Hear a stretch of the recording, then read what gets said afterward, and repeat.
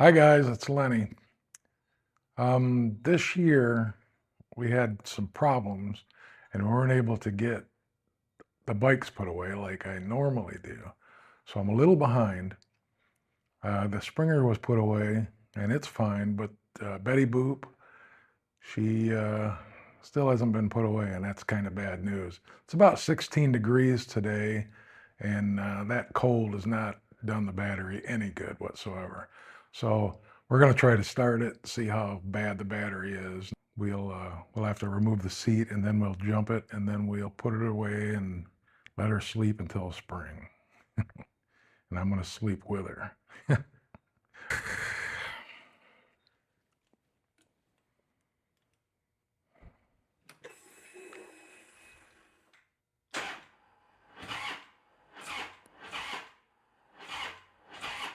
That is not good.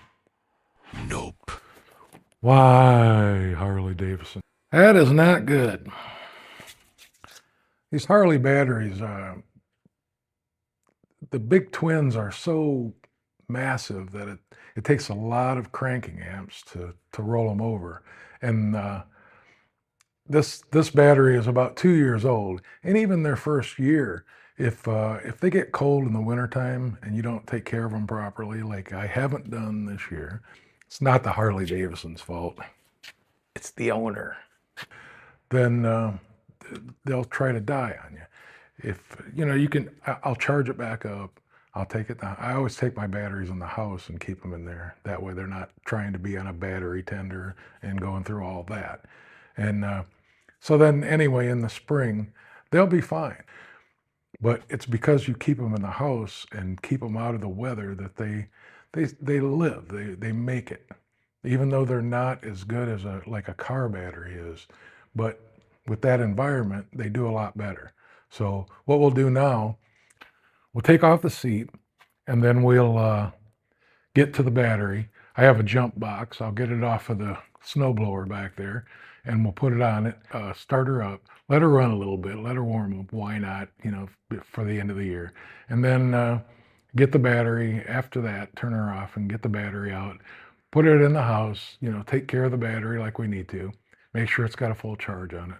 And then we'll put the cover on the bike and put her away until spring. And this is the best we can do. It's been a bad year for me, and things didn't turn out like I wanted this year. So I'm a little behind, but it'll be fine. But we're going to do that first of all. So let's get at it. Let's get this going.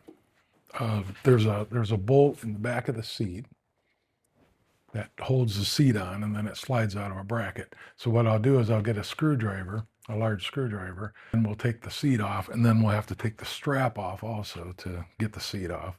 That'll expose the battery, and then we can go from there. The big snap-on screwdriver. See, the bolt is back here. This bolt's a little hard to get to, but there, I've got it.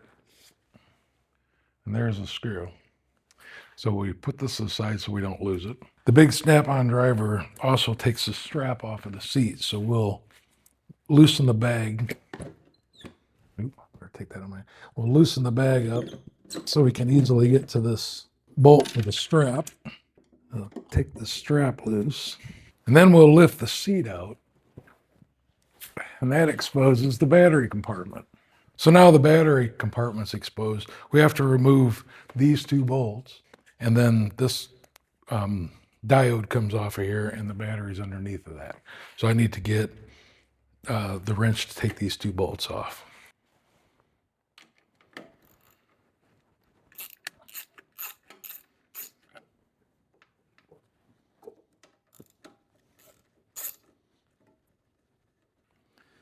Anyway, lifting this off, wiggling it out of here, and there's the battery. I always put a piece of strap in here so it makes it easier to lift the battery out. So I just hold them together, and then I can lift the battery out. They're about 20 some pounds, pretty heavy, kind of hard to deal with. So by doing that, I make it easier on myself.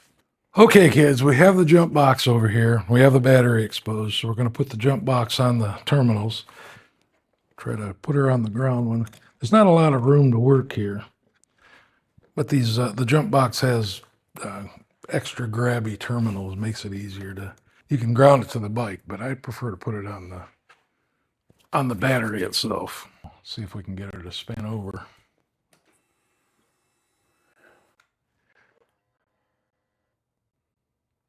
Fuel injection.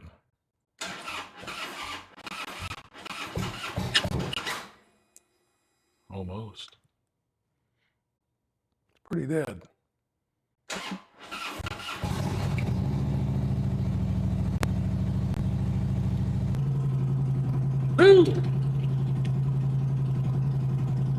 She's going now, kids.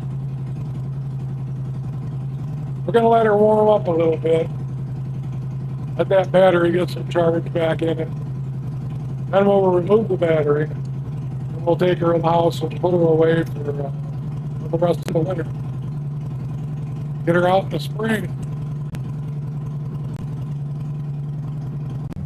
That's what a Harley's supposed to sound like. Do that again. Yeah, that. All right, guys. We're getting ready to shut her down. She's warmed enough. All right, back at it again. We've got the big snap-on driver, and we have to remove these 2 bolts. It's a good idea to take out the ground first